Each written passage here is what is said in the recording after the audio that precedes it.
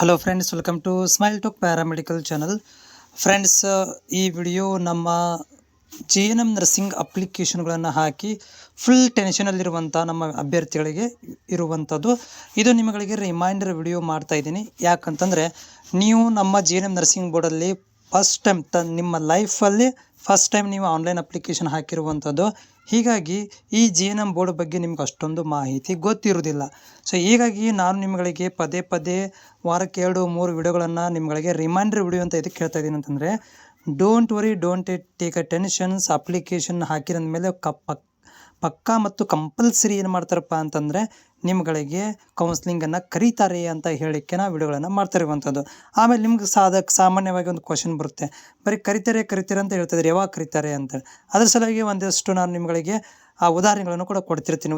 ಏನಪ್ಪ ಅಂತಂದರೆ ನೋಡಿ, ಪ್ರತಿ ವರ್ಷ ಕೂಡ ಏನು ಮಾಡ್ತಿದ್ದಾರೆ ಅಂತಂದರೆ ಆನ್ಲೈನ್ ಅಪ್ಲಿಕೇಶನ್ಗಳನ್ನು ಜುಲೈ ಮತ್ತು ಆಗಸ್ಟ್ ಮಂತಲ್ಲಿ ಬಿಡ್ತಾಯಿದ್ರು ಪ್ರತಿ ವರ್ಷ ಕೂಡ.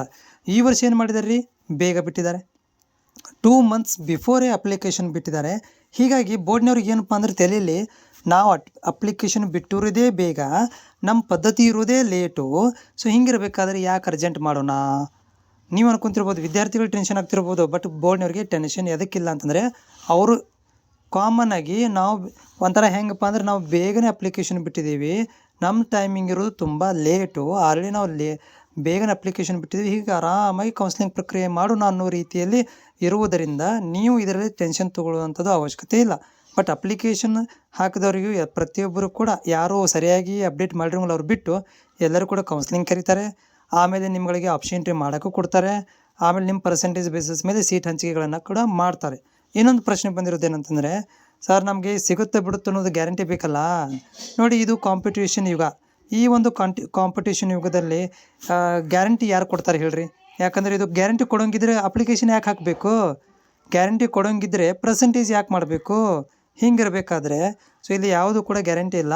ಆದರೆ ಹೋಪ್ಫುಲ್ಲಿ ಯಾರ್ದು ಪರ್ಸೆಂಟೇಜ್ ಚೆನ್ನಾಗಿರುತ್ತೆ ಅವ್ರಿಗೆಲ್ಲರೂ ಕೂಡ ಸೀಟ್ ಸಿಗುತ್ತೆ. ಆಮೇಲೆ JNM ನರ್ಸಿಂಗ್ ಬೋರ್ಡಲ್ಲಿ ಹೋದ ವರ್ಷದಿಂದ ಅಷ್ಟೊಂದು ಕಾಂಪಿಟೇಷನ್ ಇಲ್ಲ, ತುಂಬ ಕಡಿಮೆ ಆಗಿದೆ ಕಾಂಪಿಟೇಷನ್. ಆಮೇಲೆ ನಿಮಗೆ ಗೌರ್ಮೆಂಟ್ ಕಾಲೇಜ್ 14 ಇರೋದು. ಗೌರ್ಮೆಂಟ್ ಕಾಲೇಜಲ್ಲಿ ಸಿಗಲಿಲ್ಲ ಅಂದರೂ ಪಕ್ಕ ಪ್ರೈವೇಟ್ ಕಾಲೇಜಲ್ಲಿ ಸಿಗುತ್ತಾ ಇಲ್ಲ. ಯಾಕಂತಂದರೆ ಆಲ್ರೆಡಿ ಭಾಳಷ್ಟು ವಿದ್ಯಾರ್ಥಿಗಳು ಲೇಟ್ ಆಗಿದ್ದಕ್ಕೆ, ಕೌನ್ಸ್ಲಿಂಗ್ ಲೇಟ್ ಆಗಿದ್ದಕ್ಕೆ ಆಲ್ರೆಡಿ ಪ್ರೈವೇಟ್ ಕಾಲೇಜಲ್ಲಿ ಅಡ್ಮಿಷನ್ ಕೂಡ ತೊಗೊಂಡ್ಬಿಟ್ಟಿದ್ದಾರೆ. ಹೀಗಾಗಿ ಕಾಂಪಿಟೇಷನ್ ತುಂಬ ಕಡಿಮೆ ಆಗುವಂಥ ಚಾನ್ಸಸ್ ಇದೆ.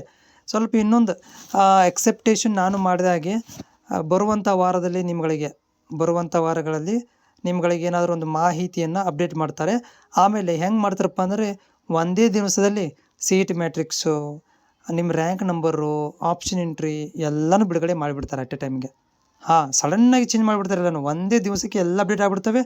ಆ್ಯಕ್ಷನ್ 1-2-3 ದಿವಸದಲ್ಲಿ ಎಲ್ಲ ಪ್ರೊಸೀಜರ್ ಮುಗಿಸ್ಬಿಡ್ತಾರೆ. ಹಂಗಿರುವಂಥ ಒಂದು ಬೋರ್ಡ್ ಇದು. ಹೀಗಾಗಿ ಇನ್ನೊಂದು ವಾರ ತನಕ ಕಾಯಿರಿ, ನನ್ನ ಸಲುವಾಗಿಯಾದರೂ ಕಾಯಿರಿ.